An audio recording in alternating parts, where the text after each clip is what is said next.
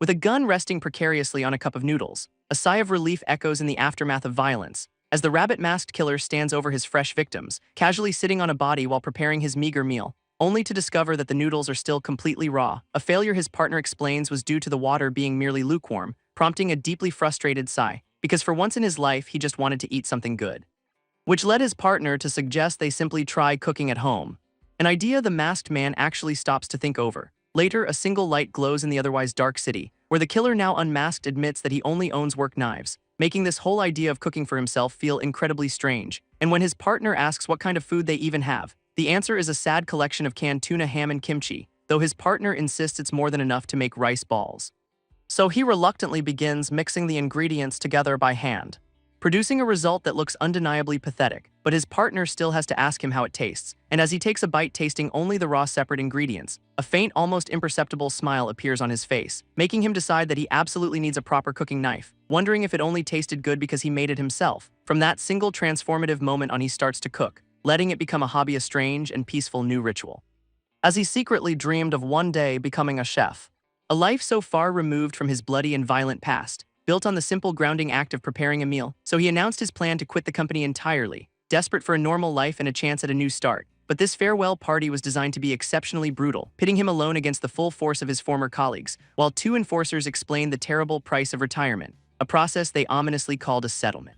which was specifically designed to destroy all his talents for murder, by having them systematically and permanently ruin his body, targeting every muscle, nerve, and organ with precision, a procedure so extreme it was widely considered to be insane, and the list of damages inflicted upon him was extensive, leaving his hands his most valuable tools possibly beyond recovery. Wrapped in bandages from head to toe, he struggles just to speak, his first question being whether or not the hospital food is good.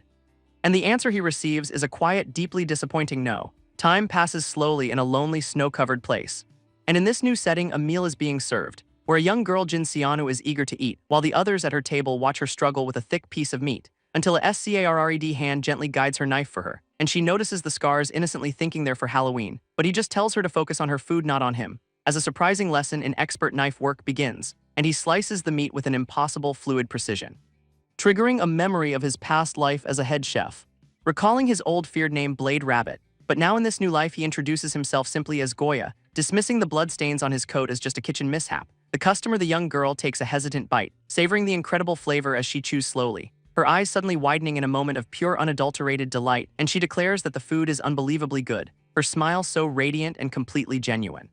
While Goya watches her reaction with a slight satisfied smile of his own, before his expression turns thoughtful, almost entirely blank, then another delicious smell suddenly fills the air, coming from a woman at another table who opens a small box, and when Goya asks where she got the cake, she says she baked it, prompting him to ask if she's a chef, but it's just a hobby for her. And Goya's interest is now clearly and intensely piqued, so he politely excuses himself from his own table, walking away unable to stop thinking about that incredible taste. His highly tuned killer's senses completely overwhelmed by this new food, realizing this world is full of undiscovered flavors he's never known, when suddenly he spots a familiar face across the restaurant, an older man who greets him by his former bloody name, a man Goya recognizes instantly as the one called Owl, while a voice taunts him from the shadows, calling him an uninvited guest on what is supposed to be a job, and this gray-haired man introduces Goya's replacement,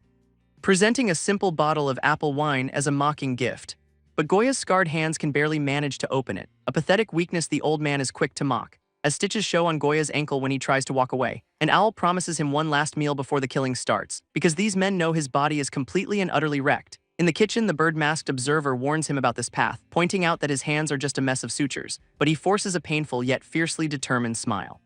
wondering if this new passion is worth losing everything for, as he presents a perfectly cooked Blade Rabbit-style steak, leaving the gray-haired man stunned by its sheer quality, while the chef proudly explains his unique and secret recipe. But they just throw money at his art, a gesture of pure dismissal, their rejection of his craft as sharp and cold as a blade, as the replacement refuses to even eat a killer's food, casting suspicion on the very ingredients he used, until an unseen voice defends the chef's masterful cooking, causing the two men to make a hasty and annoyed retreat, leaving him to stare at the wasted, uneaten meal on the table. Outside, the snow begins to fall softly, but the bird-masked observer stays behind, paying with a black card, and this admirer smirks, thinking the girl must be rich, as he remembers the unusual intoxicating smell of her cake, and she offers to bake him a new one sometime, a promise that makes his reaction wide-eyed and almost manic, as he eagerly accepts her incredibly kind promise. And she waves goodbye, sealing the deal herself with a smile, while he scoffs, believing such kindness can only be born from wealth. and as she leaves he already craves another taste of her baking. A green car speeds down a lonely snow-covered road, and inside two men decide that it's finally time to get to work, as the scene cuts to a desolate, isolated building, where our boy scrolls through endless food pictures on his phone, hooked up to an IV longing for the flavors he can no longer have, his stomach having been shrunk, his appetite a constant curse. And he stares at the screen, a thin trail of blood on his lip, when suddenly his eyes dart sharply to the side, alerted by a sliver of light that cuts through the darkness, and he turns toward the sound of cold sweat breaking on his brow, standing up and putting on a welcoming if strained face, as the woman with the cake appears at his door completely out of breath, saying that she's being chased before she quickly locks the door, panicking for a moment, wondering if she just imagined it all. Just as the heavy metal door slams shut with a deafening clang, outside a voice wonders aloud why she would run inside there, and he smiles an unsettling smile asking if they should call the cops, which is followed by a sudden violent crash as the entire metal door is torn away from its frame, revealing two men standing in the breach ready to get to work, and the girl screams, realizing they're not here for him but for her, while the kidnappers tell her to come along quietly.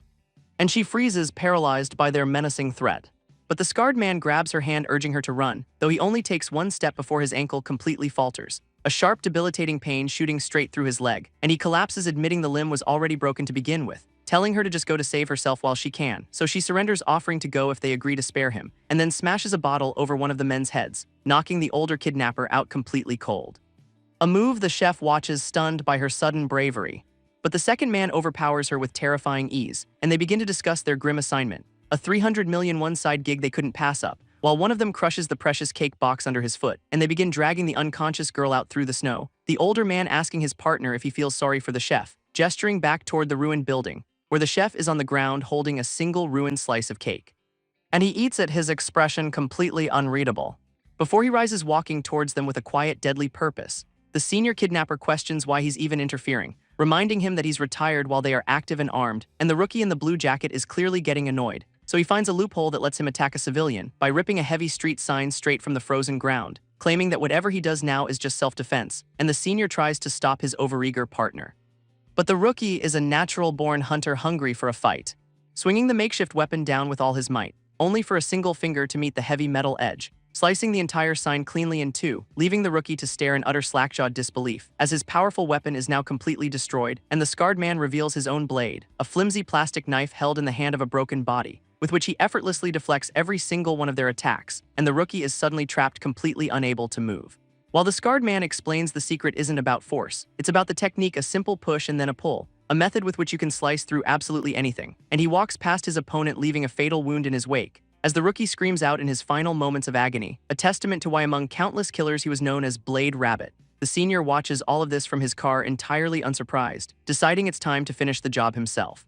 And this kidnapper scoffs at the strange broken boy, before he realizes his entire car has just been sliced in two, and panicked he agrees to leave the girl behind. But the plastic blade is suddenly pressed against his throat, and a chilling command is given, open your mouth, a demand the man tries to laugh off, calling the weapon a fake, until a flash of red cuts sharply through the air and something is suddenly and forcefully shoved into his mouth, as the boy asks him if it tastes good, revealing it's a piece of the ruined red velvet cake. And his partner gets the exact same humiliating lesson, along with a stern warning to never mess with food again. Nearby, the girl finally starts to wake up, asking where the men went, and he simply lies to her, saying the cake is good but it's not what he's truly after, as his gaze fixes on her and a golden aura begins to appear, her own eye glowing with a strange otherworldly light, and he smiles, recognizing a certain familiar smell. Realizing it wasn't the cake he found so incredibly appetizing. As he points his blade at her, calling her the delicious one, he reaches out his hand to her, telling her to wake up, and she hesitates for a moment, looking at his offered hand, before he pulls her up and they bicker for a moment like old friends, and while holding his hand she apologizes for all the trouble, admitting that she gets into these kinds of situations often, when Goya suddenly grabs his own hand in confusion, prompting the girl to demand what in the world he's doing. And he sniffs his fingers, confused by the lingering scent. While she, unnerved by his bizarre behavior, tries to leave, but he stops her, his voice suddenly low and serious, insisting that she needs a proper medical examination first. She waits alone in the falling snow, completely confused, until a man in a plague doctor mask arrives, introducing himself as Andre, who calmly instructs her to raise her hand for him, his masked gaze analyzing her with an unnerving closeness, and through a strange specialized lens he begins his assessment. Seeing a strange, powerful energy radiating directly from her heart. And Andre already knows about her recent head injury without being told, while Goya again asks why she smells so impossibly delicious. A blue-haired woman appears to escort Sianu home, and Seonu is led away into the cold, snowy night. And once she's gone, Andre turns his attention to Goya, reminding him of the severe, irreversible cost of using his broken body. And when asked why he saved her, Goya gives a simple answer, the cake. a motivation Andre can't believe was his only reason. Back in the safety of her home, Sianu wonders if she was being targeted, while Andre is shocked that Goya doesn't even know the girl's name, and the scene shifts to a bright sunlit school the next day, where we finally learn her full name is Jin Sianu, and her breakfast is a peculiar mix of yogurt and ginseng jelly, as another student is surprised by a delicious-looking meal, and elsewhere the target girl sits all alone by a window, while from a distance a strange inhuman eye watches her every move. And this rooftop observer wonders if she's just an ordinary girl, as he and his partner discuss the 300 million won bounty on her head, offering the high-paying job to his partner, a man called Daydream, since their other associate is out of commission muttering endlessly about food, but the observer gives one critical condition: bring her back intact, a term Daydream's shadowy form questions the meaning of, before his body dissolves into a swirling cloud of smoke, vanishing instantly in a stunning display of his unique talent. Meanwhile, the girl and her friend chat casually after school, gossiping about a boy they both happen to know, before her friends wave goodbye for the day. And now alone, she walks down the street checking her phone, her schedule showing that she's heading to the academy, when a dark shadowy presence emerges from the ground right behind her, and she suddenly turns, sensing that she's no longer alone, looking around for a moment thinking it was just her imagination,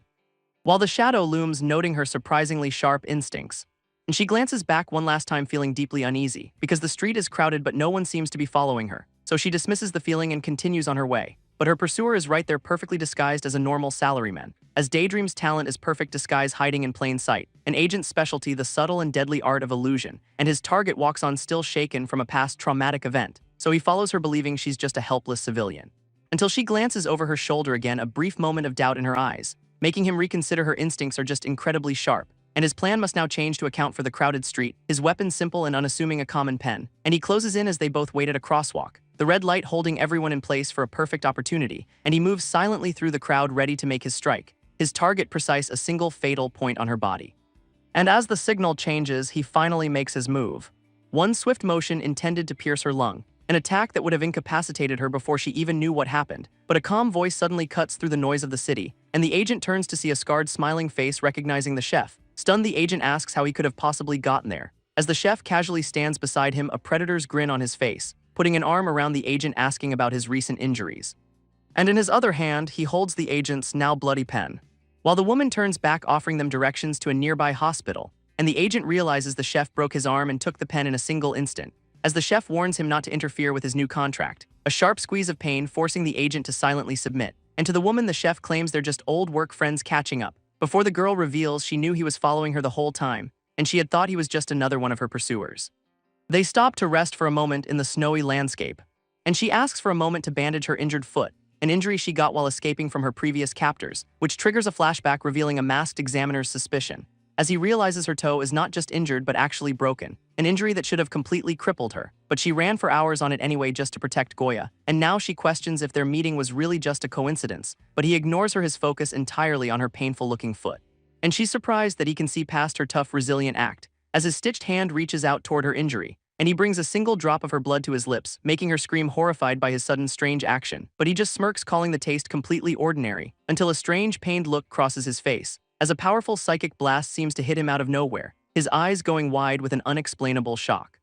And he suddenly collapses to the ground, completely overwhelmed, laying there stunned, feeling as if his head just exploded, his mind reeling, fixated on the lingering taste of her blood, and she demands he stop grinning and answer her questions, but he just calls her blood the most delicious thing he's ever tasted, sitting up slowly, leaving her confused and deeply worried, and this concerned schoolgirl offers a hand to help him up, but he sees the yellow substance on her as fresh blood, and a dark primal hunger awakens deep inside of him, making her recoil in a sudden, unexplained wave of terror. And in a flash, he grabs her by the wrist, as a violent, monstrous vision plays out in his mind, and he's consumed by an impulse he can't control, imagining himself devouring her completely piece by piece, an insatiable craving that simply can't be stopped, until the vision breaks and she yanks her hand back in fear, and he snaps back to reality, questioning what just happened to him, dismissing his dark thoughts with a deeply creepy smile. But she felt the danger, the raw and palpable killing intent. So he suggests they talk things over during a meal, his eyes betraying a terrifying predatory hunger, and the girl just stares, completely stunned by his request, before she smiles, agreeing that food actually sounds good. Meanwhile, from a rundown building, they are being watched, where a wounded man with glasses assesses his painful injuries, knowing that a direct fight is completely impossible now, so he prepares a high-powered sniper rifle instead, trusting his disguise talent to keep him perfectly hidden, knowing he can't get the capture bounty, but injuring her is enough, and through the scope he sees them begin to approach, realizing they're in a blind spot, but he still has his shot, and the sniper squints his eye locked firmly on the target, seeing through his scope that the man is covering the girl, and this man reassures his partner about his expensive jacket. So frustrated, the sniper can't get a clean shot on the merchandise, as the man tells her he's enjoying the little show. And they walk into a restaurant with large, vulnerable glass windows, where he strategically chooses a seat that faces the outside, and the sniper repositions but still has no clear line of sight. While inside, the man casually recommends something from the menu, and they share a meal, bickering playfully over the sauce. The girl enjoying her food, looking completely at ease, and he takes a bite, a strange, thoughtful look on his face, wondering if food had always tasted this unbelievably good. And in an instant, his entire plate is completely clean. So she asks for his leftovers and he casually agrees, but then he freezes in place, as a single drop of his own blood hits the white plate, and he realizes the taste is strangely, hauntingly familiar, as a dark, overwhelming presence awakens deep within him, while the girl continues eating, completely unaware of his turmoil, and he grips his head, fighting a powerful, murderous urge, struggling to control himself, calling himself by her name, Jinxianu. And Jinxianu asks her a truly chilling question, wanting to know if she's ever found the taste of blood to be delicious, and she's confused, saying it just tastes like metal to her, as he points to the butter knife she dropped on the floor. And this woman in the suit just laughs nervously at his odd behavior, but he suddenly grabs her wrist with a frightening intensity, her smile vanishing, instantly replaced by a wave of fear, and he gives her a knowing, almost smug look, before excusing himself to go wash his hands. And she watches him leave, feeling confused and extremely wary. Outside, the sniper finally sees his chance, considering a plan to kidnap the target for the full bounty, but decides a clean snipe is a much safer bet, imagining his partner's shock at his eventual success, when suddenly a hand grabs his ankle from the deep shadows, and he sees the guy in the white coat has ambushed him, making the sniper stare down in utter disbelief, as a crazed smile greets him from the floor below, and our boy mockingly apologizes for being in such a rush. As the two assassins finally face off in the dark alley, and he taunts the sniper about how hard his job must be, and the sniper realizes all his weapons have been broken, but he glares, refusing to be intimidated by this madman, drawing a knife, confident in his own close combat skills, knowing his talent gives him an edge in the dark. But our boy just smirks, completely unimpressed, and the sniper attacks only to have his blade stopped cold, realizing he cut a knife with another flimsier knife. And the gunman knows that strange blade is absolutely lethal, and that he must keep his distance from the Stitchface killer, but his opponent offers him an impossible, terrifying choice, and the gunman panics, realizing his glasses are suddenly gone, demanding to know how he was possibly tracked down, and the killer reveals his inhuman, predatory sense of smell, explaining the gunman's own scent of blood had betrayed him, as the Stitchface killer smirks here to claim his prize, clearly enjoying this hunt far, far too much. So the gunman raises his hands, feigning a full surrender. But a gun was hidden in his bandages the entire time, a lie the Stitchface killer calls out immediately, and the gunman grins, saying never trust a killer, as he opens fire, screaming for his opponent to die. But the bullets are all deflected with a single, impossibly fast knife, leaving the gunman to stare in utter, complete shock, knowing it wasn't speed but an act of perfect prediction, and the killer admits he smelled the gun from the very start, even complimenting the gunman's aim with his broken fingers, saying his predictable shots were pathetically easy to read. So the gunman fires again in a final act of desperation, a bullet ricocheting wildly off the pavement, and the killer feels a twisted, strange connection between them, as a crazed grin spreads across the desperate gunman's face. But the constant barrage has finally at long last cracked the blade. With a mocking tone, the Stitchface kid belittled his attacker's entire plan, forcing the gunman to realize his only chance was to somehow break the knife. And our boy just smirked, casually admitting that such a thing would indeed be his end, but only, he added, if he failed to kill the gunman first, which was enough to startle the man into opening fire, spraying bullets down the long hall as the kid simply advanced, laughing while he deflected every single shot with that tiny, insignificant blade, his steps remaining calm, deliberate, and utterly terrifying, causing the gunman's face to twist in absolute disbelief,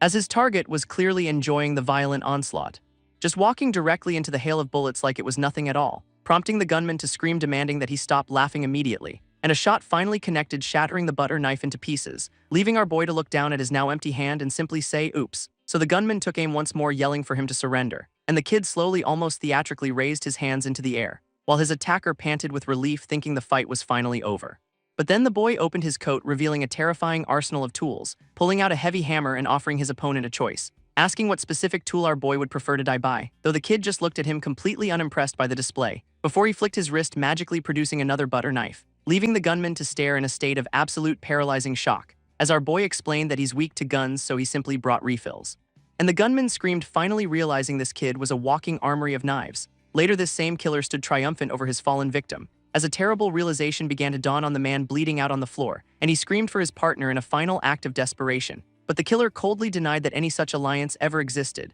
leaving the man to collapse, bleeding out his life on the ground, shocked to see that his original target was somehow still alive. And the killer explained that he was restricted from actually killing him, But he then recalled a chilling piece of advice he'd once received, his eyes glowing as he ominously mentioned the concept of accidents. Elsewhere, a different plan was already in motion, as a handler confirmed that the assassination contract had worked, deciding that the money involved just wasn't worth risking his life. So he and his subordinate quickly retreated from the rooftop vantage point.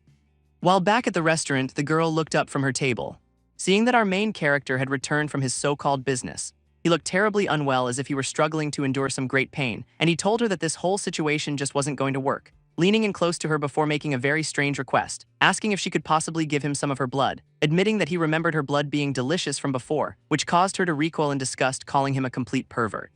And while he accepted her disgust, she suddenly inexplicably agreed, leaving him stunned by her completely unexpected answer, as she tried to rationalize it as a search for cooking inspiration, before asking how they would do it, ruling out a direct vampire bite. In another place, a long-haired man wondered where the guy in the white coat had gone, when a sudden shriek of pure shock echoed through the room, revealing the man on the floor holding the long-haired man's foot, bringing it closer to his face with a strange reverence in his eyes, an unsettling and bizarre act of total submission, which made the long-haired man recoil, completely overwhelmed by the situation, clutching his head, unable to process what was even happening. Until completely fed up, he planted his foot directly on the man's face, delivering a brutal kick that sent him flying backwards, shattering the glass window as he plummeted to the street far below, and the long-haired man screamed that he was never ever seeing him again. But on the pavement, the man was merely stunned, he couldn't see the kick coming. Admitting that he was wrong but still savoring the lingering taste, and back at a hideout, he asked someone named Goya for a snack. Though Goya was shocked, he was skipping a real meal, offering an examination instead. A monitor crackled with static inside a dark and quiet room, where the man in the white coat sat all alone, just waiting, a small knowing smile playing on his lips as he remembered, and a strange yellow aura briefly flared to life around him, as he began to tremble, laughing quietly and manically to himself, recalling the moment, the unique flavor, the incredible sensation, licking his fingers as a disturbing grin spread across his face, for it was more delicious than any dish he had ever cooked in his life. And he tried to remember the name of his newfound singular obsession, a name that echoed in his mind, Jin Xianu. A student was eating a particularly pungent snack when her friend, a girl named Jiho, asked a very strange question, saying that a chef had told her she looked like she was hurt. And to prove a point, Jiho began to stretch her body, planting her sneaker firmly on the hard floor, as she rose up onto the very tips of her toes, balancing perfectly in just a pair of casual shoes, asking again if she really looked like she was in any pain. And Jiho wondered how the chef could have possibly known her toes were broken, while her friend Yusul filmed the entire performance. And Jiho thought back to her first meeting with that strange man, remembering that something about him felt incredibly strange, how he had said that she smelled delicious, and then followed it by saying she looked like she was in pain, prompting Yusul to ask if she had danced for him. But Jiho just continued her routine, completely lost in her thoughts, recalling the strange and unsettling incident with her foot, a memory that now made her cringe with embarrassment, because his intense focused gaze had been overwhelming, and she tried explaining the strange feeling to her friends, how it was a sensation she just couldn't put into words. And as her performance ended, her friends broke into applause, with Yusul bluntly stating that Jiho obviously likes him. The scene then cuts to the restaurant's menu of the day, where the main dish is a delicacy known as blade rabbit steak, and a VIP guest was praising the chef's incredible cooking, while a blue-haired server bantered playfully with the guest, and the chef, a man named Goya, smirked quietly to himself, a strange intense look burning in his eyes as he stared down at his own scarred and weathered hands. Before the server, whose name was Frida, was given a new task, because outside a lone person was walking through the falling snow, and it was the student Jin Xianu. So Frida went to explain that the chef somehow knew she was coming, but that she was told the restaurant was closed for a private VIP, which led Xianu to pull out binoculars to see inside for herself, explaining that the man inside was an old family friend. Back inside, the chef excused himself from the table, lost in a memory of their strange and broken promise,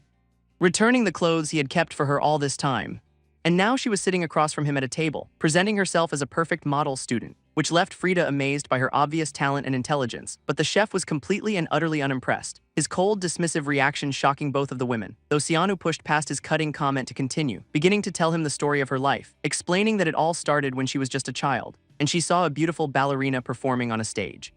And in that moment, a lifelong dream was born. And this ballerina began listing her many natural gifts for dance, but she claimed that one crucial thing was still missing, as she believed with all her heart that she wasn't beautiful enough. And though her friend disagreed, it wasn't about the beauty of her face, because ballet demands a very specific and unforgiving kind of body. And after a decade of dancing, she had learned a very hard truth, that the audience's eyes will always go to the most beautiful performer. And in her world, a person's potential is judged right from birth, meaning she could never achieve her dream of beauty through dance alone, which made Goya scoff, questioning how much effort she'd really put in. But she had even practiced dislocating her own joints for her art, recalling an impossible standard of beauty she once revered, an ideal that could only ever end in complete and utter ruin, as she pushed her body far past its limits for a childish fantasy. and this observer finally understood the source of her many scars. But Goya just called her stubborn and foolish, laughing as he dismissed her pain as nothing more than childish whining, telling her that her excuses about fate were pathetic to him, though she insisted it wasn't for pity but to provide him with context, and he mocked her shallow understanding of what true sacrifice really is, so she declared that she was here with the resolve to die for her dream. Goya leaned in, then a dangerous smile spreading across his face, as he suddenly bit his own finger, drawing a stream of blood,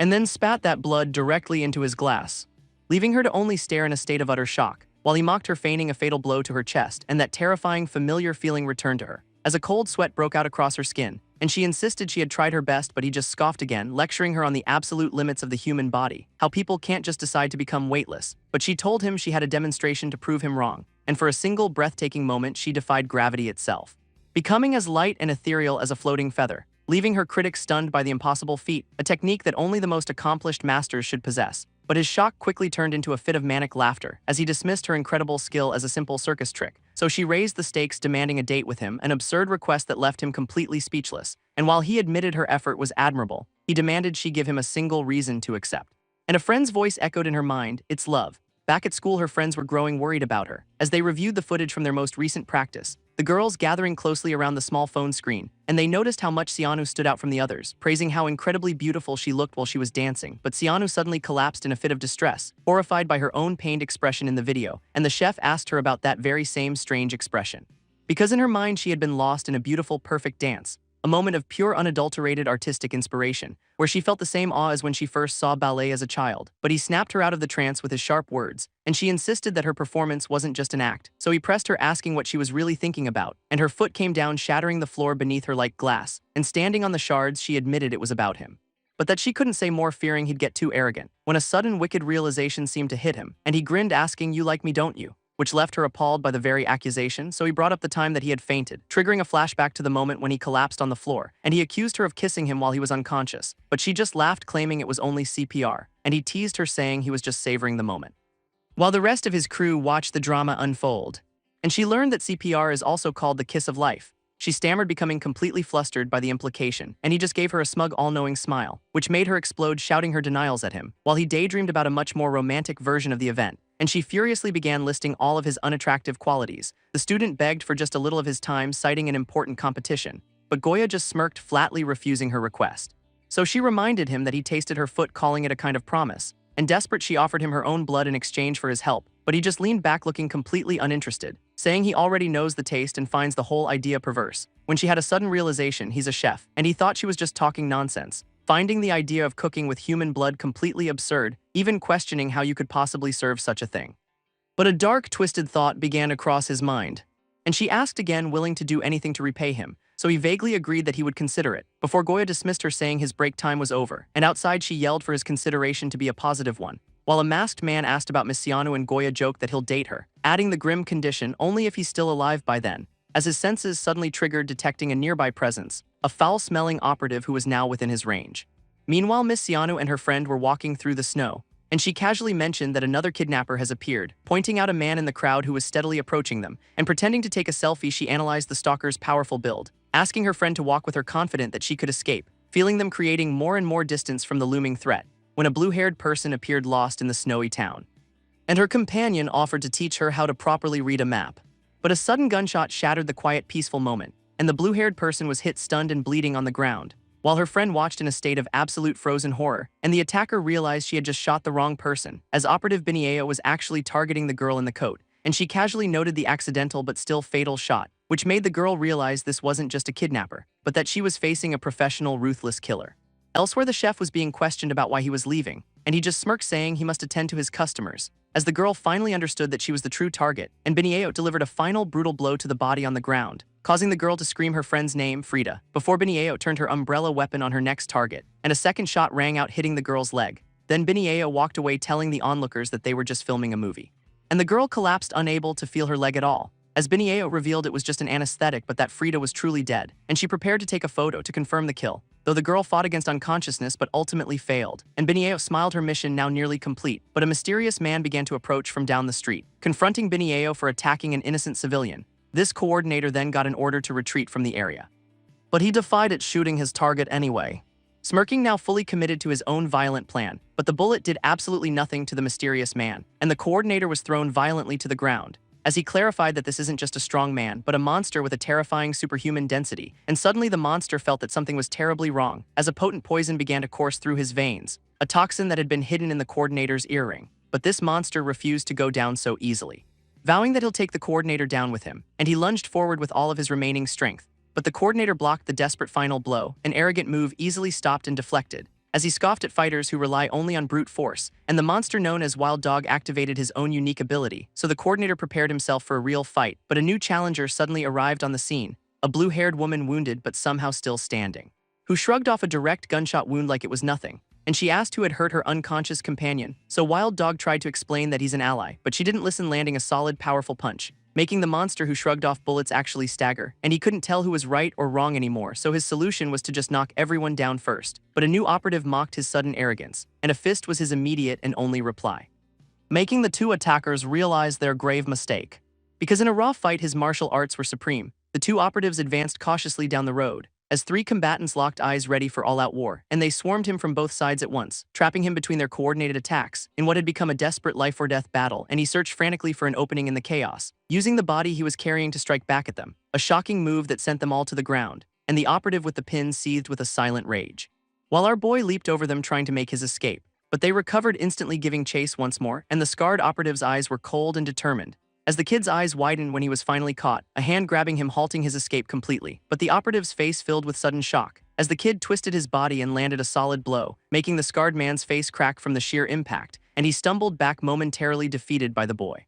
as another foot stepped forward to take his place. The long-haired attacker was stunned by what he saw, as the blue-haired protector struggled, badly wounded but still fighting, her eyes wide with strain and exhaustion, when suddenly a weapon flew past her head, and the attacker revealed her poison-tipped hairpin, which was aimed right for the protector's back. A moment of pure impending agony, but she caught the deadly needle between her teeth, leaving her enemies stunned by the impossible move, and she shifted the unconscious girl into her arms, as the attacker vowed to end it right now. So Frida leaped forward, holding Sianu close to her, using their combined weight to build up momentum, and she spun into an incredibly powerful kick, her focus absolute and her will unbroken, and the kick connected, taking one of the men down while the other attacker was caught in the sweeping blow, leaving both enemies now lying on the ground, and Frida stood victorious over their defeated forms, the male attacker completely out cold, and the woman lying there utterly defeated. And under the open sky, the battle was finally won. But her relief quickly turned into a wave of panic, as Sianu stirred, leaning into her chest with a strange expression, leaving Frida completely bewildered by her reaction. But Frida just smiled down, calling the rescued girl pretty. They burst into the restaurant, their mission a success, but they worried about the ruined designer clothes, when suddenly the scarred man from the fight appeared in the doorway, and the restaurant owner Goya recognized him as Wild Dog. Wild Dog coldly rejected his old friend's welcome, declaring that their old relationship was officially over, and the umbrella shooter appeared beside him, also completely unharmed, admitting that Frida's strength was impressive, linking it to Blade Rabbit. But Goya cut in, demanding to know who this man was, and the man feigned a forgotten connection, acting deeply hurt, before he lunged straight for Frida without warning, his friendly mask dropping to reveal a pure raw killing intent, and Frida countered with immense strength despite their supposed bonds, while the attacker mocked them as Goya watched, looking amused, until Goya finally stepped in, picking up a kitchen tool, warning them that this place was his personal cutting board, triggering a flash of a past deadly encounter, which made the attacker recoil, suddenly terrified of Goya. But his fear turned into a final desperate rage, and a powerful kick shattered the ground beneath them, as Wild Dog slammed his fist into the attacker's face, apologizing for the trouble, his mission now complete. And Wild Dog complimented Frida on her nimble defense, which made Goya realize Wild Dog wasn't fighting seriously before, and the coordinator asked if he was going to be reported. And while the answer was no, the coordination department was watching, which made Frida question their purpose to protect civilians. But Goya just mocked her for picking the fight in the first place, and the coordinator left with a parting threat for them all, as they realized they had just made some very powerful enemies. And Goya cruelly blamed the terrified Frida for everything. The plague doctor explained that the company was now hunting them, while elsewhere a pursuer scoffed at his target's supposed power, knowing that a real fight is very different from a simple display, and his partner saw him smile at the news of her survival. But the man lying on the ground quickly denied it, as he considered a true battle using all of their talents, and in the darkness a pair of glowing eyes snapped open, as the operative Benieo unleashed her deadly poison, a lethal gas that flooded the entire area in seconds, to which she alone was completely immune, leaving 7 coordinators lying dead in her wake, meaning the company will now send even stronger hunters after them. Goya declared that their situation had become far too dangerous, so the plague doctor decided to request protection, and he went to wake their unconscious guest, her eyes fluttering open in a state of confusion, as she recognized the rabbit hole restaurant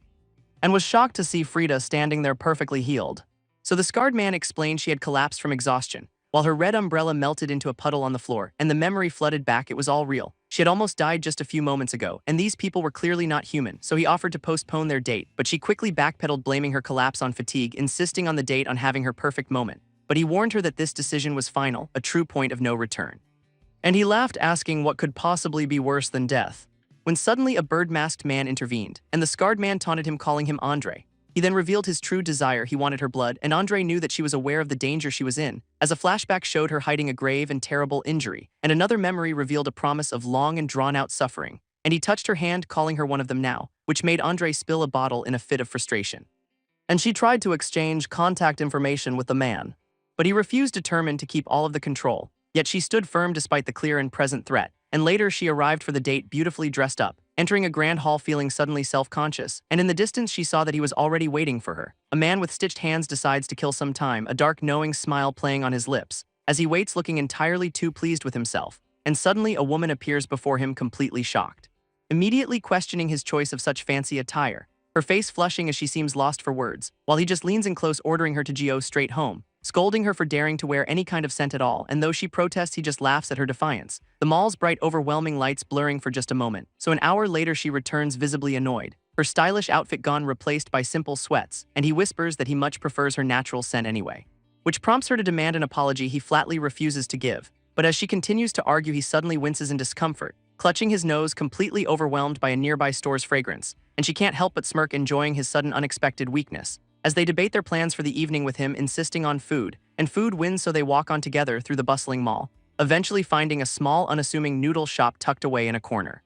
where a massive portion of food arrives at their table, and they both dig in with an impressive gusto, this meal being clearly undeniably delicious, though he claims to be full after just one bite, offering her the rest, which makes her question his wasteful attitude, especially for a chef. But this chef simply lectures her about a predator's right to waste food, while this woman in the cap completely ignores his strange rambling, and with their meal finished, she decides she now wants dessert, so they arrive at a famous patisserie with a very long line, where she realizes he's almost completely quiet unless the topic is food, and she decides it's time to break the silence between them, though he deflects her question when she asks about his real name. But when asked his age, he answers bluntly 37, a revelation by which she is utterly and completely stunned, realizing her first kiss was with a man who was almost 40, and he just tells her to call him Goya, nothing more, which makes her brighten, offering her own name in return, Siano. And soon they get a box of colorful, delicate macarons, sitting at a cafe table where Siano admires them. But Goya suddenly looks uncomfortable after taking a single bite, his face turning pale as he starts sweating from the intense sugar, and yet he forces himself to taste a small piece of each one, an act of waste that Siano finds completely appalling, before Goya holds up a half-eaten macaron, offering her the leftover with a strange, menacing smile.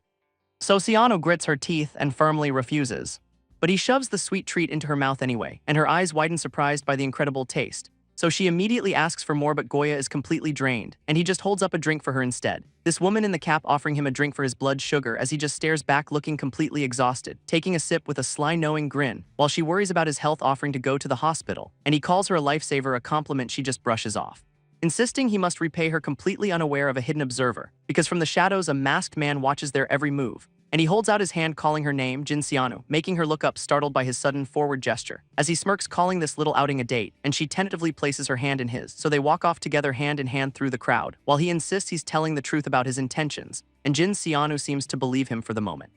But he's already spotted their tail, this operative following them openly, a clear show of confidence, so he decides it's time to shake their pursuer, when suddenly Jin Siano pulls him into a shop for ballet supplies, and this masked man follows them right inside without hesitation, as he questions her strange choice of ballet supplies, but she's actually looking for noise-canceling headphones as their tail lurks nearby, and this operative's eyes narrow, waiting for his perfect moment. So he urges her to test the headphones just as the operative closes in, and this operative draws a silenced weapon from his coat, but just as he moves to strike, the man intercepts the attack, leaving this hooded attacker to freeze in absolute terror, as a blade sinks deep into the attacker's back, and he drags the body away just as the girl turns looking confused, playing it off casually, claiming he just caught a bug. But this girl notices his cute rabbit-themed box cutter, and he sweats, wondering if the mission just escalated to murder.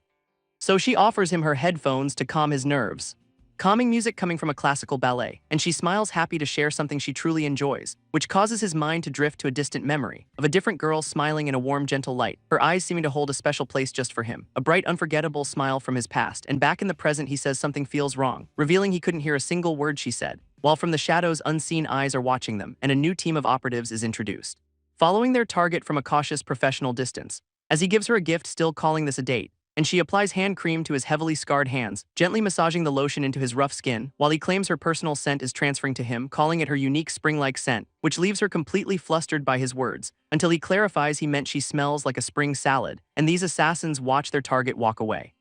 As a security guard confronts one for smoking in a restricted area, and this team debates their next move arguing against killing allies, so this masked operative suggests another way, aiming a finger gun directly at the target, unleashing a psychic shockwave that hits the couple, and in his mind the target is struck down violently. But this vision fades into simple confusion, because in reality the man is perfectly fine, and these assassins realize their killing intent had no effect at all, meaning their target is either a complete fool or an absolute monster.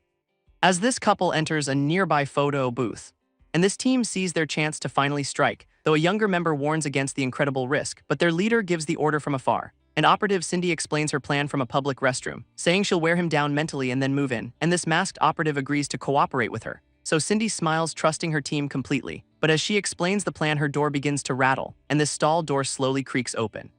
revealing the male target standing before her smiling. And Cindy freezes in terror, he wasn't in the booth. As he reveals the photo booth's second hidden exit, and with a blade at her throat she screams for her team to run, while a voice crackles through their comms, and Sianu taunts them about their weak captured agent, asking them to please stop ruining his date, which makes this leader demand to know who he is, and he calmly gives them a name, Blade Rabbit, but this man on the other end just scoffs, claiming that Blade Rabbit is long dead.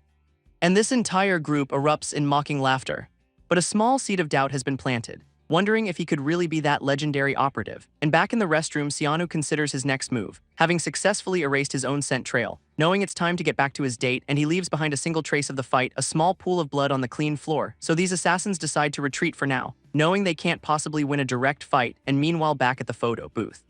his date wonders what's taking him so long, worrying he might have had some kind of accident, when he suddenly appears, startling her with relief, and she reaches out her hand ready to go, but Sianu just stares at her outstretched hand and pulls back, refusing to touch her. So confused, she grabs his jacket to pull him along, and he smirks, mentioning his father's powerful connections, which makes her excitedly invite him to her ballet recital, and an awkward silence hangs between them at the bus stop. But despite the silence, she smiles, saying she enjoyed their time, and he confirms the simple details of their outing, as a cold, hard understanding dawns in his eyes, and he turns his back, offering a cold live well, leaving her alone, puzzled by his strange goodbye. And this date concludes on a strange, unsettling note as he walks down a dark alley, assuming his day is finally over. But he freezes, a terrible realization dawning on him. He forgot the most important thing, the blood. It was the entire condition for the date in the first place. And without it, the whole meeting was pointless. When suddenly assassins drop from the rooftops surrounding him, their intel now clear, the target is Blade Rabbit, and Operative Team 999 begins its deadly ambush. Their unique talent being something called resonance, as they attack with weaponized musical instruments, and a furious Blade Rabbit is swarmed from all sides, but in a blur of motion he moves first, scoffing this isn't a fan meeting, and these remaining assassins are stunned by his incredible speed. As he reveals their mistake, he lured them into this alley, forcing them into a close-quarters fight from above, because he knew they were coming for him all along, his scarred hand gripping a small familiar blade, knowing they came for Jin Sianu, a fatal mistake, and a shot rings out but he deflects it with ease, leaving this masked attacker stunned by the impossible skill. As his talent is revealed, cutting board, and Goya laughs, calling it a lucky coincidence, grabbing an enemy to make a terrifying example, as a can of tea is placed on the man's head. And Goya gives a simple rule, don't spill it. Then a flash of his blade moves, and this can is sliced perfectly in two, as he mockingly compliments the man's tough neck, and blood splatters as he smiles cruelly, knowing this is a performance designed to break their will, a display that cost him half his stamina, making it a desperate all-or-nothing gamble, and the gamble was lethally effective. But a new presence steps into the alley, a legendary swordsman known as the Wanderer, who stands ready addressing Blade Rabbit. And this Wanderer prepares to write his story. As Goya turns, sensing the new powerful threat, and this Wanderer strikes with blinding speed, his blade slamming into a nearby vending machine, while a man in a black coat denies this is an ambush, claiming he only kills face-to-face, and he compliments the Wanderer's improved skills. Then a new arrival in a wide hat appears, lamenting his broken body, and this man in black taunts the Wanderer for his carelessness, while this Wanderer whispers a name, Goya. And just then, a young woman named Jin Sianu arrives, here to fulfill a promise she made to him, but she walks right into the aftermath of a battle, staring completely horrified by the bloody scene, this alley frozen in a moment of collective shock, as she calls out the Wanderer's name, Goya, and Goya, wounded, struggles to understand what's happening, while this man in the hat stands with a bloodied blade, and Goya realizes he must protect her without revealing his identity. So this man in black spins a story about killers attacking, claiming they mistook him for her bodyguard, and even says the man in the hat came to help, and this man in the hat understands Goya's predicament. so Jin Xianu suspects a lie preparing to act her part, but she can't read any emotion from the man in black, and Goya hesitates trapped and unsure of his next move. So Jin Xianu makes a choice, she'll trust them for now, and this man in the hat claims he just came for a conversation, an absurd explanation that stuns Goya, but Goya plays nice trying to de-escalate the situation. While this scarred man rages over his fallen comrades, and Goya coldly dismisses them as trash, and this wanderer observes the man's burning anger, delivering a chilling warning from the shadows, which makes this scarred man freeze the threat sinking in. As he remembers his band caught in a monster's war and revenge isn't his way, but things have changed, so he faces the wanderer vowing to complete his mission, and issues a stark warning: if you move, I move too, I'll follow you to the end, but this wanderer's ominous reply terrifies him.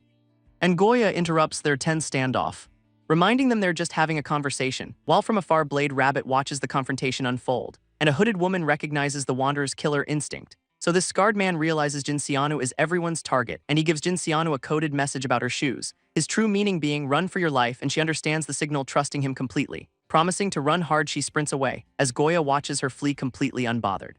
And Jin Xianu bursts into a full sprint across the rooftop, her incredible speed stunning everyone watching, as she's moving at a professional athlete's pace, and this swordsman laughs, buying 5 minutes for the chase, when from the shadows a new figure emerges, standing before the swordsman ready for a fight, and our boy promises him the intense conversation he wanted. So they sit at a table, the greeting now over, and this long-haired man questions the company's new policy, stating he will only speak of what he knows for certain.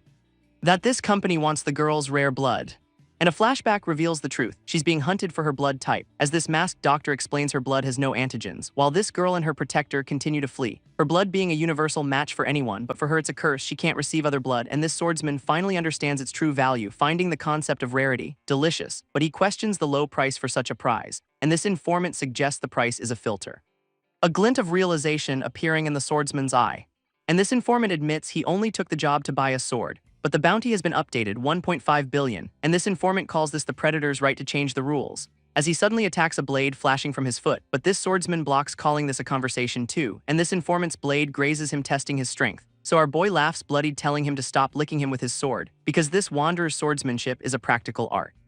honed through brutal training, not natural talent. His hard work offsetting his opponent's innate gift, and with special abilities nullified, this is a duel of pure skill. For Goya lacks raw power, but his technique is flawless, using the flow of battle to strike without force. But the wanderer's leg suddenly buckles, and Goya sees the weakness, calling him a trapped rabbit, as he feigns surrender, wondering how he'll die. But this wanderer sees the bluff, a trick of the weak, and makes a strange request to see Goya's blade. But instead he offers his own small blade as a gift, revealing his own sword is an unbreakable relic. And Goya scoffs at him, bragging about a rare item mid-fight, so this wanderer regrets what he must do next, and snaps the tip off his own legendary sword. So now their blades are the same length, and Goya's reach advantage has vanished, as this wanderer declares this fight ends tonight, and a bitter smile crosses Goya's face. With glowing eyes, the wanderer prepares to resume, tossing the broken piece aside, as he moves to sheath his broken sword. And Goya mocks the slow, inefficient stance. But this wanderer replies, "I'll tell you if you beat me," and this swordsman grins through the pain, a bloody taunt on his lips, as this quiet city night is about to be shattered when something plummets from above, and this bald operative crashes to the ground stunned, looking up in disbelief, utterly shocked. And a flashback to a chaotic, blender-like battle shows this wanderer marveling at his opponent's impossible skill, questioning the source of this newfound power. While both fighters share a predatory grin hiding immense pressure, and this sheer force of a block sends our boy flying, landing as another fighter is thrown aside, a message for Andre, and this impact jars him, a painful landing. As he curses his earlier fights, his energy already spent, and this wanderer closes in ready for a conversation of blades. And even with time stopped, their sword speeds are nearly equal, their fight becoming a blur of tactical strikes. But with a single stroke, the wanderer changes the rhythm, and a devastating exchange is about to unfold. As this swordsman's stamina for his special ability is fading, and this wanderer looms over him, sensing the weakness, knowing he can't use his time-stopping power anymore. So they clash in a desperate final-looking exchange, and our boy sees an opening, a chance to end this. But it was a trap. He dropped his sword to dodge, and disarmed, he's at the wanderer's mercy, who targets his leg, while this hatted man catches the broken blade, grinning, enjoying the kid's desperation, and he makes a swift, brutal threat, his eyes glowing with a terrifying excitement. So this kid turns and flees for his life, sprinting through the darkened city as a single headlight appears behind him, and two pursuers on a scooter catch up. Knowing a runner can't outpace a machine, and this driver debates mission versus revenge, deciding to cripple their target's legs as they close in for the final strike. And this kid is trapped on the open road, but he suddenly leaps up a sheer wall, and this driver stares in disbelief, his masked partner just as stunned, as this kid soars through the air over the building, his power coming from explosive ballet training, twisting with impossible acrobatic grace. his sensitivity letting him read his opponents, and he lands perfectly on the rooftop, Jinxianu having all the skills to survive as he vanishes into the night, and these pursuers are left completely dumbfounded. Back at the fight, the hatted man calmly cuts off his own fingers, and this swordsman grins, realizing his scent gave him away. Impressed by the kid's skill under pressure. But our boy is already familiar with this fighting style, and this swordsman's own blood drips from his lips as he laughs, maniacally relishing the pain of the battle, while our boy clutches his chest, his own attacks taking a toll, and calls him out, demanding he use his true talent, mocking the swordsman's crude sword-extending ability. But this swordsman explains his power is born from love for his blade, and our boy points out a fatal flaw in his logic. A taunt that hits home, breaking through his battle frenzy, as he trembles, realizing he deliberately broke his own sword, and this kid laughs, calling the legendary sword a cheap knockoff, an insult that shatters the swordsman's composure completely. And it's all going according to plan, the trap is sprung. So enraged, he unleashes a wild, uncontrolled burst of power, and our boy holds his small blade, his preparations complete, as a storm of sword energy rushes towards him, and he stands his ground, relying on nothing but luck. With a crazed look, preparing for the final showdown, and this swordsman blitzes past in a flash of light. A strike lands on his injured eye and he accepts defeat. But the swordsman sees something is wrong, looking down to find his own blade shattered. Realizing this kid never aimed for him, only for the sword, and this masked man is stunned by his opponent's skill, letting out a relieved sigh, admitting it was a close call, while this blue-clad swordsman clutches his eye, blood streaming down, and his opponent asks when the deception began. But this swordsman laughs, revealing the wound was a trick. And this masked man is shocked by such a predatory tactic, but this blue-clad fighter dismisses the label as nonsense, offering to explain his unique sword stance. The answer simple: he does it because it looks cool, and he mockingly concedes the victory to his opponent, but then lunges forward in a final desperate attack, his eyes blazing with killing intent, but his body gives out and he collapses to his knees, looking up, finally admitting he lost the match.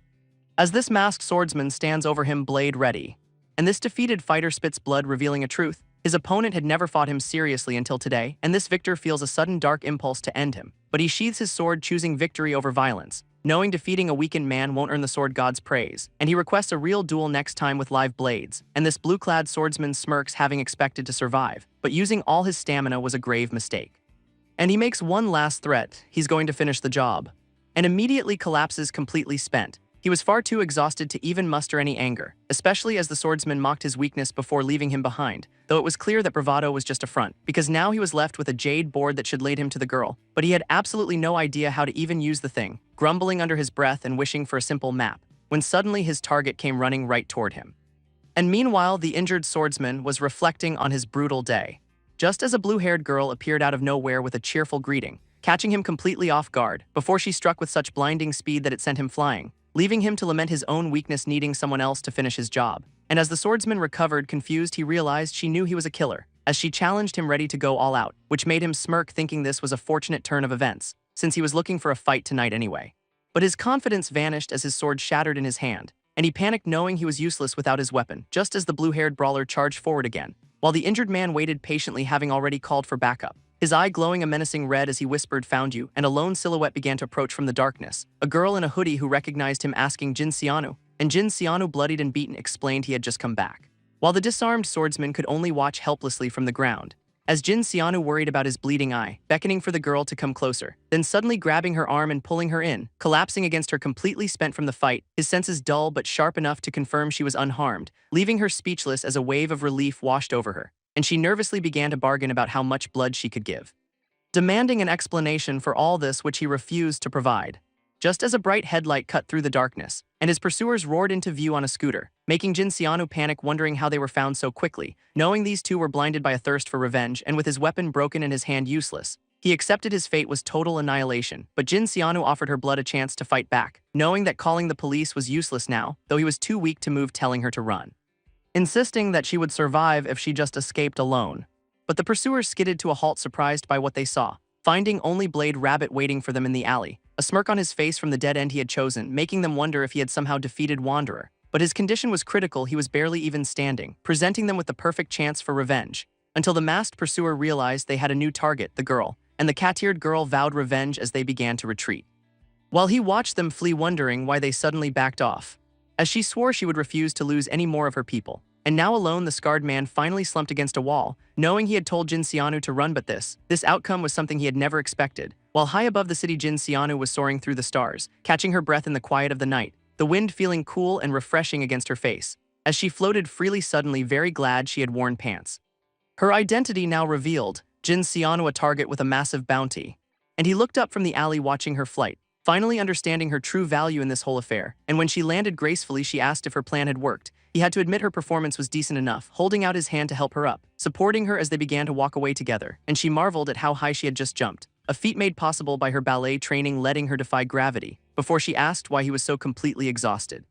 Only to walk straight into a utility pole. And as he steadied her, he realized her incredible talent drained his own stamina, but she just grinned, boasting that she's the best at running away. To which he deadpanned that he isn't worried at all, and she made him promise to keep her flying a secret, which he agreed to, admitting he can't tell his parents about the killers anyway. And in that moment, Yina realized Goya has been surviving alone this whole time, supporting his weight as she asked a heavy question, trying to make sense of everything that had happened. But the evidence was too much, and Goya knew he couldn't lie anymore. So she gently touched his face, asking if he was hurt, revealing that she saw Frida and the swordsman nearby. And with the truth out, Goya collapsed in defeat, clarifying that Frida is just a civilian, a tough waitress, and nothing more, as Yina recapped the grim situation while they walked, looking at him with new wide eyes full of understanding. And Goya turned back to her, a bloody smile on his face, a sight she found herself strangely drawn to. Her heart beginning to pound in her chest, and Goya got straight to the point. It was time for her to pay up, because even though he can't smell, he could sense it. Her blood scent had become an overwhelming golden aura, and he decided now was the perfect time to have a taste. But Yina remembered her promise, noting a clever loophole, pricking her finger and offering him just a single drop, saying take it with a challenging smile on her face, leaving Goya confused by her strange offer. So she told him to think for himself just as he had taught her, but the golden drop fell wasted on the ground. And exhausted and starving, Goya couldn't comprehend her games, smiling through the blood knowing he needed more, so under the stars he knelt before her, promising to drain every last drop from her body, which made her cover a flustered laugh, her heart pounding wildly. As he gently held her hand, his finger poised, a wide, unsettling grin spreading across his face. And she could barely contain her own excitement as he licked the strange golden substance from her fingertip, her blush deepening, feeling completely overwhelmed. But the moment was shattered as she pulled her hand back, and a disembodied voice ordered them to cease their actions, as blinding lights flooded the entire plaza, revealing an army of masked men that had them surrounded, the entire road having been completely blockaded. And she panicked, realizing they were trapped by killers, when a man in a white mask stepped forward, introducing himself. And all the killers bowed, calling him Operative Blade Rabbit, making her stare in disbelief at their sudden deference, the name echoing in her mind, Goya, Blade Rabbit, her heart feeling like it was about to burst. And Jin Xianu's eye flashed a dangerous red as a wave of pure killing intent washed over her, causing her to stagger back and lose consciousness. But he caught her calling his own immense power shabby, and Jin Xianu asked why the post-processing department had come for him. The scarred man holding the girl while asking a chilling question, as the processing department cornered another man in a broken mask, who simply scoffed, daring them to try and take him, followed by a quick flash of the past, where a new ally arrived, a man in a plague doctor mask, who suggested they make a tactical retreat. But the masked leader dismissed them as mere civilians, boasting that they were no match for him, just as a blue-haired woman appeared, his men already defeated behind her. And in the confusion, they managed to recover Blade Rabbit's body, while our boy turned his eyes dark with intent, and the masked man smiled, ready for a fight, claiming their only job was cleanup, but that there was a protocol for dealing with witnesses, revealing a bottle of memory-erasing candy, an offer that was laced with a clear threat, as he taunted our boy with a history of failure. And the guy took the bottle, holding the girl's fate in his hands, a wry smile crossing his face, as he decided this was the only rational choice to make. Seeing a vision of the girl safe but confused, with no memory of how she was hurt. But back in the present, the candy went flying as he threw the entire bottle away, his only reason being "I feel like it," which made the masked man feel sickened by this betrayal. But another man revealed that he has his reasons, feigning a simple injury to hide his true motives, while a girl tasted blood while preparing some ingredients, and we learn about a mandatory company app, which is used to track targets and control employees. And in a cafe, an operative received a ping. Operative Benieo, who got a message from the CEO, though it was just more nonsense from the director. But then he openly stated a sensitive mission, the very request that had raised a bounty to 1.5 billion, and she realized the boss was rushing, but as a traitor she didn't care, as a factory smokestack loomed over the city, where employees burned with desire for a codename, and 7 rookies without names were sacrificed for the cause. A scarred man watching, haunted by his past mistakes, being told not to be sentimental as the company trades in lives, and the director's secretary arrived to discuss Benieo's betrayal, but he announced he had already taken care of it, and back in the cafe he slammed Benieo down, choking her, his stated reason being that she spilled his coffee, telling her the job had just gotten a lot more complicated, as a new man entered holding a pistol, promising a bullet whether the attacker moved or not. Revealing himself as Owl, and he had changed the mission from capture to murder, because the director always watches his most powerful assets, and an old man mocked his captor's strength, revealing their poison had already been spent, meaning the woman with sunglasses had failed her mission, and Owl was questioned about hiding Blade Rabbit, so with promotions lost, a temporary alliance was proposed, while meanwhile a man stared out at the city, and an order was given, terminate Wild Dog's coordinator, and back at the hideout someone checked on Goya, who awakened in bed covered in stitches. As Andre explained, his treatment could only do so much, and Goya learned the devastating truth that his right eye was now permanently blind, and his friend was horrified by his calm, smiling reaction. Knowing Goya's fragile body had almost cost him his life, but he insisted that he must cook, that he needed to do it before he forgets the feeling, and Andre watched, wondering about Goya's strange obsession. As Goya recalled a memory, a deepened scent, remembering the metallic taste of blood on his tongue, and began to prepare a dish channeling that memory, which then shifted to a dancer in a studio. A dancer who recalled the lilac fairy routine from her past, and back in the present the dish was complete. As he presented the ravioli to his friends, and the blue-haired taster eagerly tried the dish, while our boy watched looking completely unimpressed, and she found the filling to be creamy but surprisingly mild, a taste that was shockingly bland for Goya's usual cooking.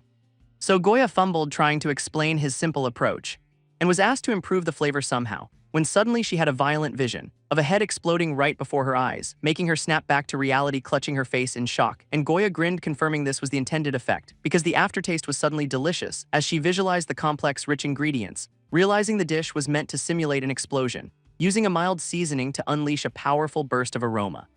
A culinary experience designed to blow your mind, but Goya denied this was his goal at all, claiming he just wanted to make ordinary food, and that his inspiration was a song about a lilac fairy, channeling the music's feeling directly into the food, a flavor so intense it could stop your breath, and he named the dish Fairy's Ravioli, a taste that captured a sense of pure, graceful joy, while elsewhere life had returned to normal, and a woman began her morning routine, though even her slippers were shaped like monsters, her new day starting with a rigorous stretching routine. Before she checked her weight, a daily ritual for her, feeling frustrated that her hard work showed no results, when suddenly a strange power flared in her eye, causing the scale to glitch, dropping all the way to zero, and she ignored another broken toe from her intense training, as breakfast was a carefully prepared steak, and she offered some to her dog, teasing it playfully. But as she got ready, she thought about someone special, and her dog's reaction made her hesitate for a moment, but she used the cologne anyway, a small act of defiance. And with a final complaint to her pet, she left for school, walking through the city while listening to music, lost in her own world, completely unaware of her surroundings. But from the SHADOWS, she was being watched, as a hooded man stalked her from a distance, and another suspicious person sped by on a bike, and in an instant she was perched on a street lamp, vigilant and alert, dropping down behind her pursuer with her guard up. But he was her bodyguard. I am Sunghyun, not a stalker. And he explained he's been changing his patterns to test her awareness, warning her not to call her father, reminding her of a past incident, claiming to be on her side, not just her father's, as he remembered the real reason for his caution, having once witnessed our boy slice a car in half with a plastic knife, a killer's twisted smile in the dead of night, and this memory shifted to a girl's quiet warning, as her friend suggested skipping school but was quickly shut down. And so the day began at Jin Sianu's high school, where in class bullies mocked her for smelling like dog food, pulling up a video of Sianu's old idol dance, and then a photo from her birthday which she had to leave early, and the bullies pretended to be her friends asking to hang out, while Sianu forced a smile, hiding her deep misery, and her friend noticed a band-aid on her chest, making Sianu snap, claiming it was just a ballet injury, but her friend asked if she fought with the chef, and the scene cut to that night with Sianu lying in a strange bed, where the chef revealed his AI Frida had carried her home, explaining that even assassins bow to his dog Goya, before he collapsed onto the bed beside a trembling Sianu, who was frozen with fear as he got closer, looming over her, knowing she was too exhausted to move, and he gave her a chilling warning to stay away from him, before walking away, acknowledging that she had kept him safe, telling her to just live quietly and focus on her dancing, ordering her to forget him and everything that happened this night. And back at school, Sianu was seething with rage, as her friend showed her a new social media upload, an old glamorous photo of her posted for all to see, and another classmate showed Sianu the popular post, a picture of her that was getting lots of attention, and as class started she began to think about gathering materials, so her friend suggested a trip to the Rabbit Hole restaurant, mentioning a new dish made with something called fairy flowers. And Sianu realized this connected to the fairy materials she needed. So she changed her mind, deciding to Geo after all, while meanwhile a new student prepared to introduce himself, announcing that he is Geo Changseok, a transfer student, but Sianu felt her normal life was about to shatter, as his unsettling presence filled the entire classroom, and the teacher assigned him a seat in the back, which Changseok found to be a troublesome arrangement, and without any warning the student Seunghun was struck by an unseen force, collapsing in his seat completely motionless, before crumpling to the floor unconscious. And Changseok calmly took the now empty desk for himself, while Sianu stared frozen in fear and confusion, and he leaned in asking her to take care of him, making unsettling small talk about the school, asking to share her book as he got even closer, and she recoiled from his strange, invasive comments, until fed up she dragged him out of the classroom, gripping his hand tightly and telling him to be quiet, and on the stairs he started coughing, playing innocent. The man in glasses taunting the student about her anger, playfully denying their previous arrangement, and she questioned his age, still believing he was an old man, pinching his cheek confused by his youthful skin. But he warned her that everything about him is a lie, so she resolved to see him simply as a person, and he smirked, advising against her decision, declaring that today she had entered his territory, and annoyed she demanded to know if he was there for her blood, while a call was made between operatives Owl and Blade Rabbit. And another agent learned a new operative was targeting the girl, and this man Owl confirmed he would take the mission himself, though Blade Rabbit noted the target has a powerful protector, and the other agent was warned about Owl's interference. As Blade Rabbit revealed her true target is Jin Xianu, and back in the present he said he was just here for lunch, teasing her and catching her in a lie about her past. Before dropping a bombshell, he was the new class president, leaving her completely flustered by the revelation, as he continued to relentlessly tease her, when suddenly a yellow liquid dripped from above, and he taunted her, bringing up a painful past memory, laughing knowing he had gotten under her skin, and in a flash he grabbed her from behind, only to be shocked by her immense physical strength. As the girl leaned in close, her voice a cold threat, but the boy Changseok just grinned manically, and she let his mockery slide just this once, grabbing his tie and giving him a final serious warning. A threat that finally hit its mark, leaving him terrified on the stairs, and the scene shifted to the school grounds, where three girls gossiped about a handsome new face, wondering why someone like that would sneak into their school. As a new operative arrived, his target in sight, Operative Red Sheep, on a mission to kidnap her, but there were too many eyes watching, and the target's bodyguard had incredibly sharp instincts, but he didn't care, appearing behind the girls instantly. And one of them, Xianu, turned in shock, as they couldn't believe he had appeared from nowhere. Her friends completely starstruck, thinking he was a celebrity, but Xianu felt an unsettling, dangerous pressure from him, and he offered a handshake, a predator's smile on his face, lunging forward to grab her hand, but his hand met only empty air, and he looked up, searching for his vanished target, seeing her bodyguard Blade Rabbit watching him from a window, and Red Sheep was stunned by the killing intent from so far away. Knowing he was warned to give up, but he needed the honor, his true goal being to fight and defeat Blade Rabbit, while a man in a coat walked away, muttering to himself, smirking on the phone about the recklessness of youth. And elsewhere, a student examined his school lunch, sitting alone, rumored to be a new idol, as a classmate tried to talk to him but was quickly dismissed, and a girl asked about her friend feeling a bad premonition, while a red-haired boy found his target's location, smashing his fist into a vending machine,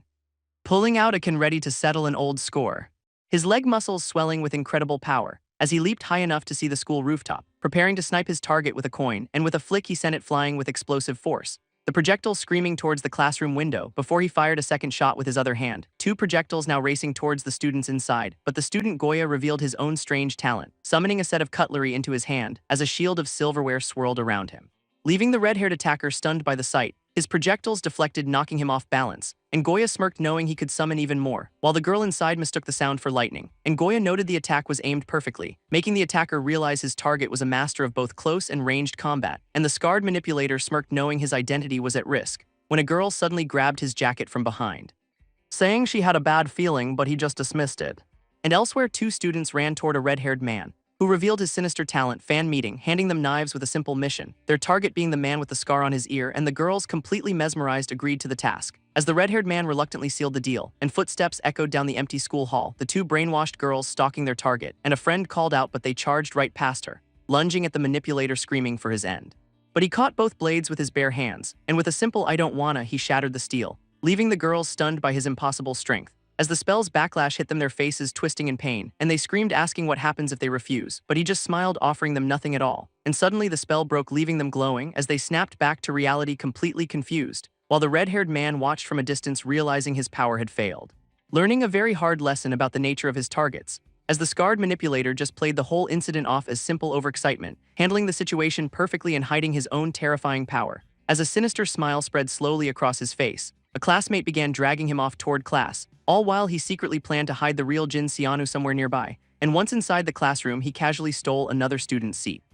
mocking the boy for somehow not recognizing him, which caused this student Changseok to remember a masked attacker, just as this red-haired operative grinned with a wild manic energy, musing to himself about his profound dislike for other people. And then suddenly he launched a vicious attack using only school supplies, throwing the entire classroom into absolute chaos, where a girl could only watch in terror as a pair of scissors flew right past her head. But the operative soon found himself pinned by the surprise ambush,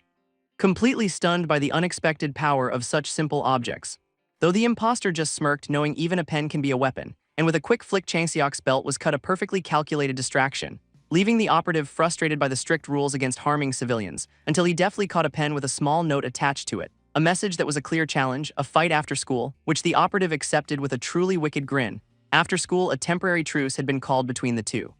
but his strange classmate stopped him just as he was about to leave, showing him a desk completely covered in gifts from adoring fans, inviting him to eat with her, effectively keeping him inside the room. And it was then he realized she'd been stalling him all day long, so he fed her a piece of chocolate while she called him by the name Goya, and she then fed him in return, noting his clearly annoyed expression, blushing as she wished she had packed a proper lunch for them, while Goya pointed out how she'd been calling him weird all this time. To which she replied that it felt like a kidnapper was after her blood, and he just grinned, saying he should probably get to it first. But she reminded him that she had already given him some. Though he confessed he never drank it, he just watched it spill. The girl's demeanor suddenly turned serious. A competition was coming up, and she couldn't risk being kidnapped before it happened. So she asked for his protection until the whole thing was over,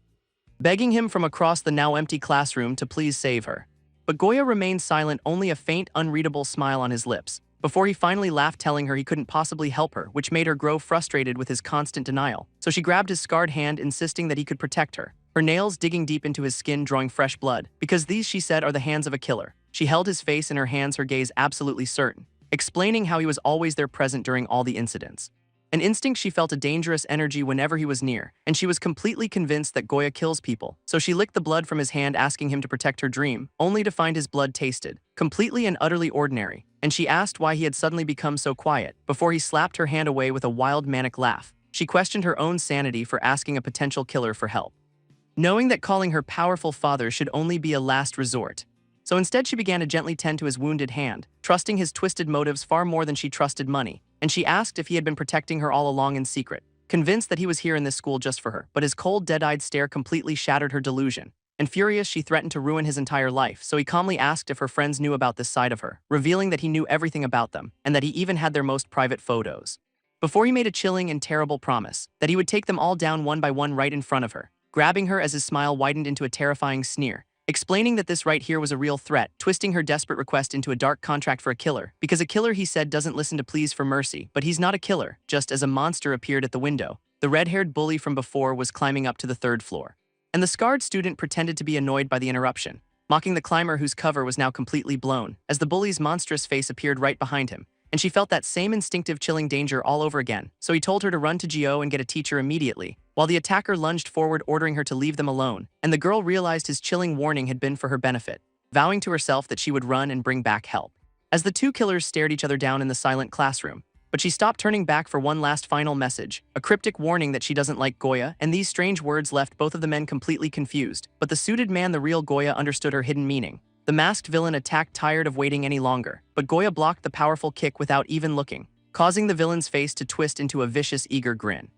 while Goya's expression remained cold, distant, and calculating. And the girl sprinted away, calling for backup on her phone, as she suddenly understood exactly what she must do, that she must watch his actions, not listen to his deceptive words. Her plan now to draw as much attention as possible and force a retreat. The masked man leaped in again for another powerful strike, but Goya sidestpped the furious attack with practiced ease, landing perfectly on his feet, ready for a swift counter.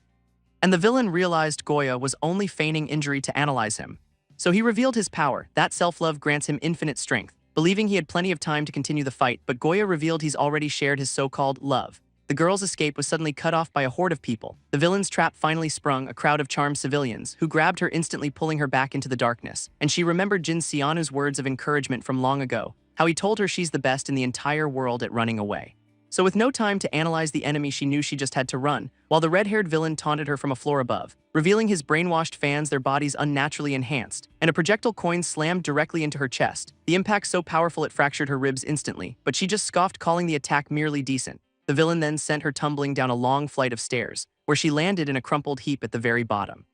struggling to breathe, fighting to get back on her feet. As the brainwashed students prepared to launch another volley, when a man suddenly appeared, shielding her body with his own, and she looked up, thinking it was her unlikely ally Goya. But it was a stranger in a plague doctor mask, a man named Andre, who calmly asked if Xianu was okay, before Andre playfully tapped her on the head with a large hammer, explaining that he's the medic, not Goya, and he quickly diagnosed her with 3 broken ribs, as a soft flash of light emanated from his hand, his strange talent instantly healing her shattered bones, and he vowed no one would get hurt, but she wasn't so sure about that. A doctor's job, he said with a smile, is to heal everyone, explaining that an operative had brainwashed all the students, and his prescription to cure them was his trusty medical mallet, just as one of the masked men pulled out a spray can, and a projectile slammed directly into the girl's forehead, her eyes widening in a state of absolute shock. Because it didn't hurt at all, Andre explaining he'd made her bulletproof, holding up his mallet, calling it a simple treatment tool, before he lifted her up, planning to use her as a living battering ram, and Andre promised to heal her again if she got hurt. a reassurance that did absolutely nothing to calm her down, as he plowed straight through the crowd using her as a human shield, and though the thugs were down, she was horrified by his methods, especially when he warned her the hardening doesn't protect her head. Suddenly, a new opponent appeared and struck Andre down, leaving Andre stunned, believing the man's brainwashing had been complete, and the girl recognized the attacker with a dawning, sickening horror, realizing it's the same man who tried to kill her before, as this attacker stood over Andre, casually greeting the girl, mocking her for wearing a simple schoolgirl uniform, before his expression darkened in an instant, and she could feel his killing intent so raw and terrifying, paralyzed by fear, wondering how she could possibly survive this. But from the ground, Andre moved in a sudden blur, impaling the attacker, who was shocked he had even survived, and Andre apologized, not realizing an ally was in disguise, his hand glowing as he healed his own wounds while the attacker fumed, with Andre admitting that was a very close call for both of them. The doctor then began to analyze Sianu's strange calm, noting her vitals showed pure excitement, not a trace of fear, remembering how she had run headfirst into danger for Goya, and realizing it wasn't love that drove her to do it, but that she's addicted to the incredible thrill of survival. So the doctor made a quiet vow over his glass of wine, that he'll protect her but only if she guards his booze. Al's partner appeared then, seeking his long-awaited revenge, attacking with everything he had, believing he could finally win, but the doctor blocked the strike, surprised by the raw power behind it, and he taunted the villain for foolishly underestimating Goya, which caused the villain to unleash an even more furious strike, knocking the doctor clean off his feet and onto the floor. While his opponent laughed, mocking the doctor's little hammer, but then he felt his entire arm go strangely numb, as the doctor revealed his true power, a forced inescapable treatment, and the villain felt his arm now completely and utterly disabled. The doctor's diagnosis could find every single weakness, which he demonstrated with just a tap from a small medical mallet, causing the villain's eyes to widen in complete shock, as his entire body was suddenly and completely paralyzed. An overwhelming sense of relaxation taking over his senses, while the doctor held his now helpless enemy in his arms, and with a snap of his fingers he released the technique. So the villain attacked instantly, but the doctor simply dodged, declaring that this battle was now officially over, mocking the doctor's broken and useless mallet, asking, "Can you heal anyone without your precious tools?" Another student then threatened his own terrified hostage, the captive girl, watching the scene unfold in horror, as he swore he'd make sure the doctor never treats anyone again. But suddenly the student collapsed in a blissful happy haze, his body going limp as he looked around confused, and the doctor revealed it was the effect of the first mallet swing, because true healing, he explained, takes time to soak in. The brawler recognized the technique from before, but he knew he could resist it now by stressing his own body, so he lunged forward to launch another desperate attack, and the doctor admitted he's not a proper doctor at all, so he would just have to use force instead, unleashing a new and terrifying technique he called suture, which left the student bound, gagged, and completely silenced, as the doctor loomed over him, offering him perfect health, and the girl could only call him a complete treatment maniac, as he carried the subdued student away like a prize, a doctor who thinks just like a kidnapper. Elsewhere, a red-haired fighter dodged a swift, sudden attack, while his opponent mocked him with a silly shark puppet, which made the red-haired fighter grab the puppet in a fit of rage, only to be thrown back a table, flipping over in the chaos, as a phone began to vibrate inside a nearby locker, and the scarred student smirked, now surrounded by an arsenal of weapons, unleashing a deadly volley of sharp improvised tools, a calculated and truly vicious attack. But the masked fighter improvised a defense of his own, having copied the tool handling skill almost instantly. This masked fighter had seen right through his entire strategy, so he grabbed a nearby desk to test his new theory, crushing the solid wood with a monstrous strength, and fashioning a makeshift iron flail from the pieces, a promise to attack his opponent from a safe distance, as the new weapon soared violently through the air, and the student dodged nimbly on his board. But it was all just a clever diversionary tactic, because the attacker had disappeared completely from sight, all while swinging a devastating one-hit kill weapon, and cornered he threw everything he had in a desperate gambit, knowing there was no escape from the coming onslaught, even throwing his precious cutter knife in the process, using the broken wheels to gain a sudden burst of speed, as it was all a setup for a deadly close-range ambush. But the masked fighter had already read his move, knowing he can't block attacks from every angle at once, but he was already wielding scissors in both of his hands. No, he had separated the blades into two daggers. The man in the suit taunted his cornered opponent, his eyes burning with a cold and terrifying fury. But suddenly he was blown back by a completely unseen force, as the flail's hidden fragment struck him down, the red-haired man having targeted his right side blind spot. And this legendary fighter was stunned by the calculated hit, as his opponent loomed over him, mocking his apparent weakness, and the man in the suit could see no possible way to win, while the challenger revealed his true twisted ambition. But the veteran fighter simply claimed he's already retired, which made the challenger's eyes drift to the girl watching nearby.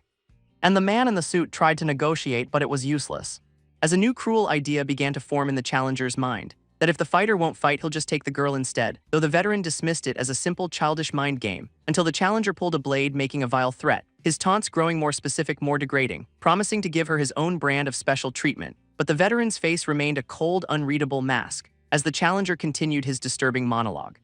promising to discard her like trash when he's bored, The small object was crushed to dust in the veteran's hand, the retired killer's expression finally terrifyingly changing, and the challenger grinned knowing he'd finally crossed the line. Blade Rabbit attacked with a truly blinding speed, and the red-haired man could only stare in disbelief, questioning the impossible inhuman speed of his attacker as an overwhelming strength crushed him completely, and the bird-masked man called out a single name, Goya. The red-haired man's face darkened in the shadow of his defeat, while a man in a suit stood over the fallen body, finally understanding the true nature of this killing power, and the bird-masked man shouted again, this time in a panic, as blood dripped down the victor's impassive face, and he looked down, his expression grim and unreadable, until a manic grin spread as he recognized someone in the crowd, and the bird-masked man Andre confronted him about a broken contract, but Goya dismissed his concern, pointing to the unconscious girl.